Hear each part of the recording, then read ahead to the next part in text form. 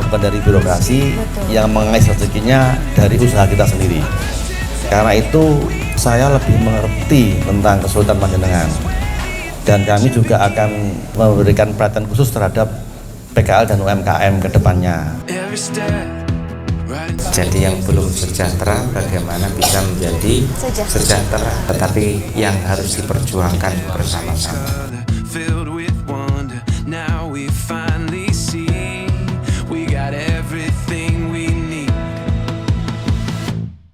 Kalau terkait jukir tadi Mas Haris, boleh Pemda ini memberikan target yang tinggi, target misalkan yang katanya saran dari BPK, tapi bukan berarti kesejahteraan karyawannya juga lalu ditekan dengan alasan mengejar target gitu. Jika Anda tuh mampu untuk bayar setor ke PAD sekian ratus juta, harusnya karyawan Anda pun harus sejahtera. Setidak-tidaknya dalam klausul syarat misalkan lelang parkir harus menggaji staf sesuai dengan UMK yang ada di Kota Madiun. Cocok cocok itu. Cocok kayak kemarin ini Mas Bagus, sampai ada yang depresi. Depresi itu masuk RSD di Ngawi. Waktu itu nggak ada dari perwakilan dari pemerintah daerah itu mengunjungi di RSD sana, nggak ada. Saya sendiri yang ada. Saya jemput sendiri, itu masalah parkir. Masalah parkir? Iya, karena di PHK nggak ada ini kejelasan itu Mas Bagus. Saya datang, memang saya ngomong dokternya, dok saya bisa nggak boleh Pak, dari jauh aja, soalnya belum stabil. Nah tapi ketika waktu itu yang berkuasa, saya minta pertanggungjawaban, ini kebijakan ini menimbulkan seperti ini. Jawabnya cuma itu hanya pura-pura. Itu ada jejak digitalnya, saya mencari ada. Langsung saya bikin press release, kalau itu dibikin pura-pura, ayo sama saya angkatkan. Namanya siapa, alamatnya di mana, kamarnya nomor berapa, saya angkatkan. Nah itu makanya teman-teman ini panas gitu. Wah kalau seperti ini lagi, orang ini lagi jadi, wah kita mau jadi apa Mas? Makanya itu pertimbangan kami itu seperti itu Mas. Ya ayo A1 kita lurus, semoga 2024 2029 ini pasangan bonus yang jadi di Kota Madiun. Ini Mas Haris ya, saya pribadi itu termasuk orang yang tidak setuju dengan outsourcing. Kenapa saya tidak setuju? Karena lebih banyak negatifnya dibanding positifnya. Tenaga kontrak ini sewaktu-waktu bisa diberhentikan. Jadi ini contoh, kebetulan istri itu kan salah satu pimpinan di bank swasta, ngelihat karyawan itu nangis. Terus ditanya kenapa nangis, saya dapat surat bulan depan sudah diberhentikan, padahal istri saya lagi hamil. Nah, padahal anak ini kerjanya baik.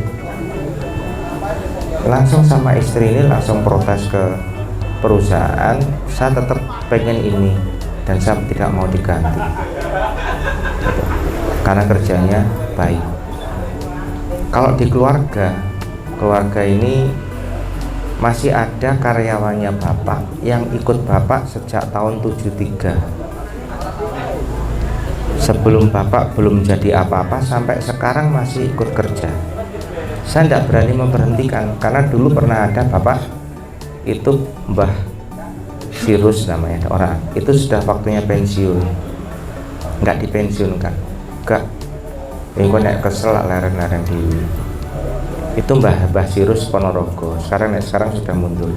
Tapi ada satu orang yang sejak tahun 73 sampai sekarang ikut bekerja dan saya tidak berani untuk memberhentikan karena simpel. Nah, karena pesannya Pak almarhum dulu, ojo gampang-gampang mecat wong.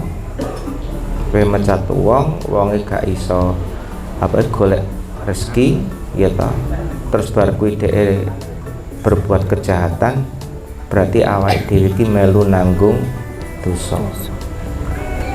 Sepanjang iso diarahne ditata, ya kita arahkan.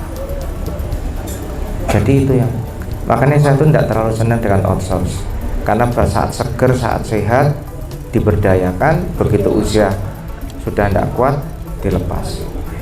Ini habis manis sepah dibuang. Itu sebenarnya jauh dari sifat-sifat bangsa Indonesia yang mengagungkan Pancasila, keadilan sosial bagi seluruh rakyat Indonesia. Budaya outsource kan dari luar sebenarnya. Betul. Kalau dari luar itu, kalau teman-teman saya yang kuliah yang kerja di perusahaan asing itu lebih kejam lagi. Jadi diberikan di meja, dia disuruh kerja luar kota gitu, pulang kursinya sudah ada yang pakai.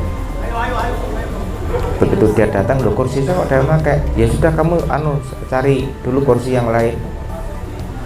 1 bulan 2 bulan orangnya nggak betah karena nggak dapat kursi meja, akhirnya dia mundur. Kalau mundur, perusahaan tidak memberikan pesangon. Ini perusahaan asing. Nah, ini yang sekarang banyak ditiru oleh perusahaan lokal, tidak memanusiakan manusia, bahasanya kan kayak gitu. Jadi kalau saya panjenengan tanya ke saya secara pribadi saya tidak setuju outsourcing gitu, karena belajar dari pesan almarhum orang tua. Pesannya cuma satu tok, jujur. Sebenarnya disimpel, kalau karyawan itu happy, perusahaan itu juga pasti akan diberikan kemudahan oleh yang di atas. Itu hukum alam, law attraction.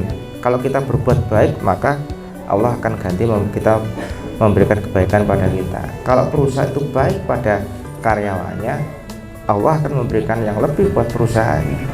Cuman mungkin ini lagi lupa gitu. Nggih Mas Aris, lagi lupa. Ya nanti kita ingatkan bareng-bareng. Iya.